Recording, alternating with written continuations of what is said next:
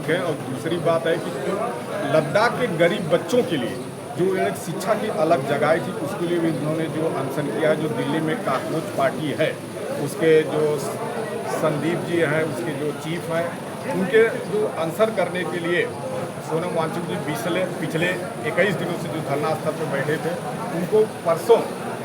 Bharatiya Janata party के नरेंद्र मोदी जी, जो एक निरंकुश तानाशाह की तरह सुबह 7:30 बजे एक सफ़ेद चादर में अपने प्रशासनिक अधिकारियों के द्वारा ऐसे उठवा लेके जा रहे हैं कि जैसे एक मुर्दा आदमी को उठवा के लेके जा रहे हैं। जो आदमी हमारे बच्चों के लिए, आपके बच्चों के लिए, पूरे देश के बच्चों के लिए, अधिकारियों के बच्चों के लिए संघर्ष कर रहा है, उसका क्या है बताइए। वो 60 साल का आदमी जो एक वैज्ञानिक हो, अपने बच्चों के लिए बहुत,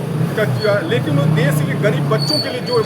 आमरण अनशन पे बैठा है आदमी, पिछले 20 दिनों से खाली जल पी के रह रहा है, उसको एक निरंकुश तानाशाह सरकार एक सफ़ेद चादर में, जैसे कि हम लोग एक मुद्दे को लेके जाते हैं, उसे ज़बरदस्ती उठवा के लेके चले गए। तो इसी के खिलाफ हम लोग आए हैं कि मोदी सरकार, ये धर्मेंद्र प्रधान एक ऐसी कौन सी मछली है जो आपका ऐसा कौन सा राज जानता है कि जब उसको इस्तीफा नहीं दिलवा दे रहे हैं, या तो उसका जो गमन का पैसा, मैं सीधा कर रहा हूं कि जो धर्मेंद्र प्रधान नीट के पेपर में लीक का जो पैसा है वो सीधा प्रधानमंत्री कार्यालय में भेजा हो गया, प्रधानमंत्री जी को दिया होगा, इसके लिए क्योंकि वो राज खुलने के डर से उसका इस्तीफा नहीं ले रहे हैं। मैं यही कहना चाहता हूं, मोदी सरकार से कहना चाहता हूं कि अभी भी आपके पास समय है। धर्मेंद्र प्रधान जैसे एक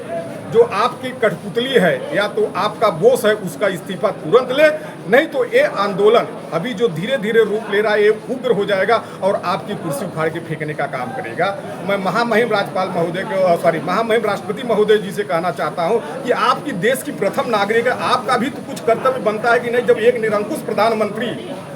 इतने महान शिक्षावादी, जो इसके पहले एक अग्रवाल साहब जो प्रोफेसर से 118 दिन के लिए वो अनशन किए थे, वो अपनी जान त्याग दिए, लेकिन आज तक सरकार कुछ नहीं पाए। और एक दूसरे महान व्यक्ति जो सोनम वांगचुक जी भी हैं, उसी राह पे चल रहे हैं। तो कम से कम आपकी कुछ भी नैतिकता बनी हो, आप तो एससी समाज से आती हैं, देश की प्रथम महिला हैं, फिर भी आप कम से कम समाज के लिए तो कुछ करिए, देश के नागरिक के लिए तो कुछ करिए। कम से कम अब तो आपका कम से कम आत्म जो विश्वास है वो तो जागे, देश के प्रति कुछ करने के लिए आप काम करिए। मैं आपसे यही मांग करता हूँ कि आप एक नारी होने के नाते, देश की प्रथम महिला होने के नाते, क्योंकि देश के लाखों गरीब बच्चों का जो नीट का एग्जाम रात भर मेहनत करते हैं, 21 बच्चों ने जान दे दिया, सुना भी 31 बच्चों ने शायद जान दे दिया है। बताएं उनका भविष्य आप 31 हम लोग MBBS डॉक्टर खो दिए अपने देश के लिए। तो मैं आपसे अपील करता हूँ, अपील करता हूँ कि आने वाले दिनों में ऐसा ना हो कि और से बच्चे आत्महत्या करें। धन्यवाद।